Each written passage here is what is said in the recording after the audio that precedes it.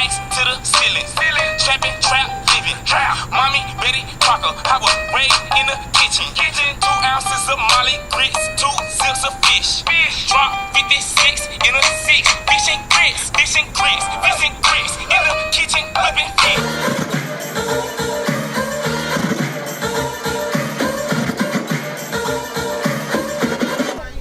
You ain't eat a life long.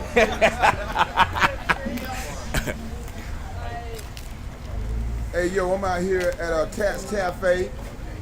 Tuesday night is going down. This shit is going to be packed. Sitting here with my man, world famous Jamario is Jamario. What's up, Jamario? Yeah, what's happening, world? What's going on with you? Hey, Just man. sitting out here co-studying with the Valentine moment.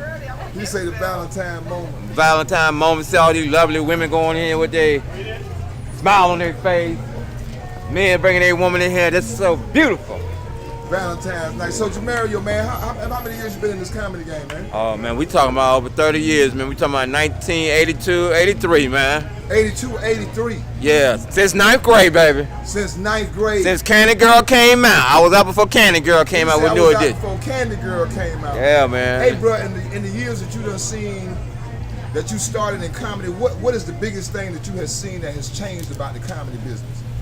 Well, you know, back in the day, man, it was not a whole lot of comics out like that. Like Africa, it was not a lot of black comics out that heavy back then. It was on a few. And then when the Comedy Theater came here in '89, coming from Los Angeles, which Robin Harris was the original host, it kind of. You say Robin Harris? Yeah, the late Robin Harris, Baby Kids. He was the original host at L.A. So it came here in '89. It kind of broke the back in Atlanta. I mean, like it just put a. Cause you already had like Jack the Rapper, Bronner Brothers hair shows. You had the Freaknik, and here come the Comedy Theater with the black comedy, which was the only one in the South at the time before any clubs popped off. So you had that right there kind of just broke the South to a whole nother level. And then all these comics coming all around the world, man, just came out of nowhere, man. So it was like it was just crazy, man. Excuse me, it was just crazy. So man, then the comedy and Def Comedy Jam jumped off. What year did Def Jam jump off? Def Jam jumped off by 1991. 1991. Yeah, at that time. What season did you do Def Jam? Because you was part of that crew that came along doing Def Jam. Man, that crew, man, that was like in the 90s, man. The beautiful about that whole situation, that all of us came in the door together at one time. And that's something you can't never replace, and that's priceless. So, you know. When you say all of us, who are some? Oh, man. Every name you could think of. Every name that comes to your mind, all of us went in the door together at one. I mean, we can talk about Martin Lawrence, we can talk about Burning Man, we can talk about Cedric Entertainment, we can talk about Steve Harvey, D.L. Hughley, Adele Givens, and Chris Tucker, and Mike Else, Bruce, and Earthquake, and Doodle Brown, and Ricky Smiley, and Chocolate, and that's out of one city. All of y'all came, man. All of us. It's so many of it. It was just a lot of names, man. All of us, man. Came through that comedy act. Def Jam. All that, man. All one. Just walked through the door, man. Everybody was working. Everybody was working and eating. What do you think has changed from that to now? What's the difference? Why is it not like that now?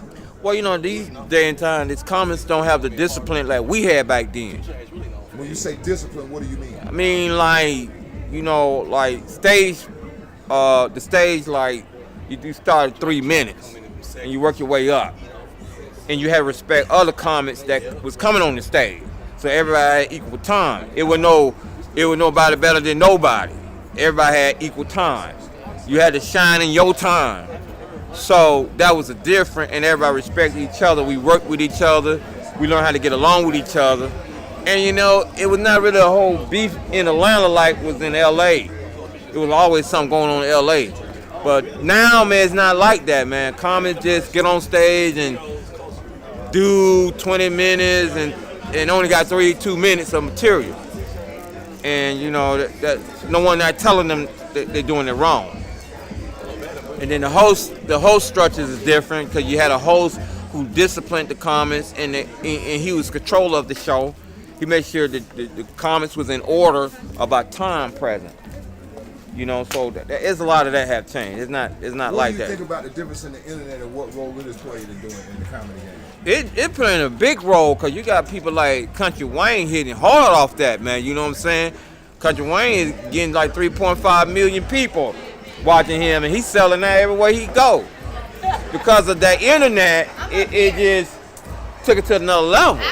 Back then, we didn't have the internet. We had the word of mouth. That was it. When you had the word of mouth, that kind of, helped build, but it's the same thing. It's just this time, you got people more visual to see who you are versus just going around and hearing you. Hearing more so about the visual now. Yes. You need content. You need to be visually seen nowadays. Yeah. And that's not just comedian, but that's also recording artists as well, That's all across the board. Across the board. Acting, everything. If you whatever you're trying to do, the internet is the lick. So. Hey man, so you here hanging out tonight. I know you just stopped through, man. What's some future things you coming to? If we got 30 seconds, if you was to say a word or some advice to a young comic or anybody out there, comedy fans, what would just anything you want to say here in 30 seconds, man?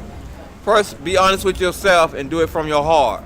If you ain't honest with yourself, your audience is gonna be honest with you. And always remember, you're gonna have your days, you're gonna have your moments. It's not gonna always be perfect. It's just that's how it goes. You learn to be the best. You gotta learn from your worst days. Your worst days make you better, and what makes you better, you be honest with yourself on them days. And last but not least, man, can I get you to give a shout out to Comedy Nightlife, man, Atlanta? Well, this is Jamario shouting out to Comedy Nightlife, man. I appreciate y'all. Racks to the ceiling, trapping, trap, living. Mommy, Betty, Crocker, I was raised in the kitchen. 2 ounces of Molly grits, 2 zips of fish. Drop 56 in a 6.